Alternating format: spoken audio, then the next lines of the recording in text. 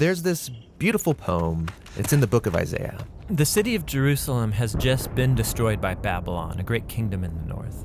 And all of these Jewish people, they've been sent away into exile, but a few remained in the city. And they're left wondering, what just happened? Has our God abandoned us? Right, because Jerusalem was supposed to be the city where God would reign over the world to bring peace and blessing to everyone. Now, Isaiah had been saying that Jerusalem's destruction was a mess of Israel's own making. They had turned away from their God, become corrupt, and so their city and their temple were destroyed. Yeah, everything seems lost. But the poem goes on. There's a watchman on the city walls, and far out on the hills we see a messenger, and he's running towards the city. He's running and he's shouting, "Good news!" And Isaiah says, "How beautiful on the mountains are the feet of those who bring good news." Beautiful feet? Yes, the feet are beautiful because they're carrying a beautiful message. What's the message? That despite Jerusalem's destruction, Israel's God still reigns as king, and that God himself is going to one day return to this city, take up his throne, and bring peace. And the watchmen sing for joy because of the good news that their God still reigns. Now, in the New Testament, we find this same phrase, the good news. It's the Greek word euangelion, and it's also sometimes translated with the word gospel.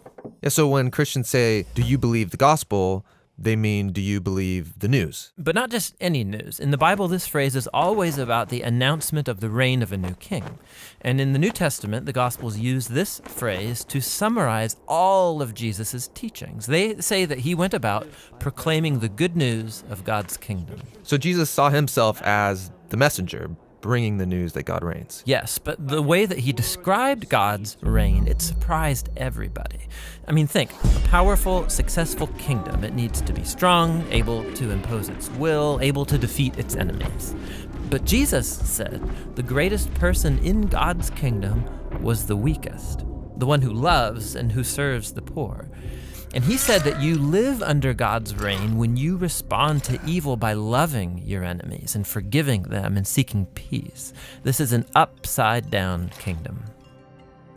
Now, Jesus also said that this kingdom was arriving with him. Yeah, so for example, there's this really interesting story where there's a high-ranking Roman officer, and he comes to Jesus begging him to heal his servant.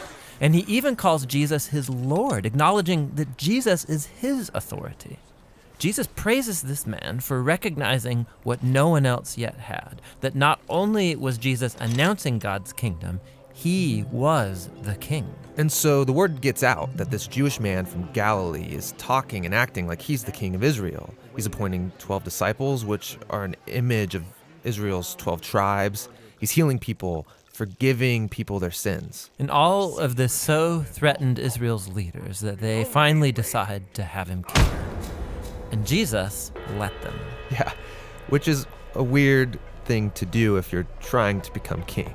That's right. But for Jesus, this is what had to happen. Jesus saw the sin and the devastation of his people Israel as just one small part of the entire human condition.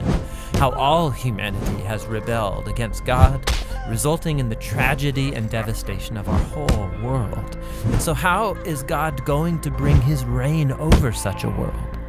Jesus believed it would be through an act of sacrificial love for his enemies. This is why in the Gospels, Jesus' crucifixion is depicted as his enthronement as the King of the Jews. Yeah, he receives a crown. He also receives a robe.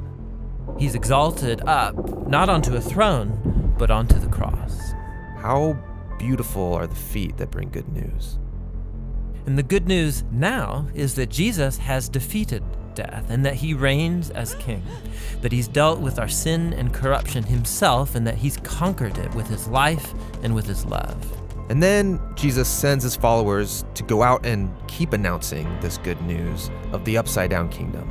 And to invite everyone to give their allegiance to him, the king who defeated death with his love.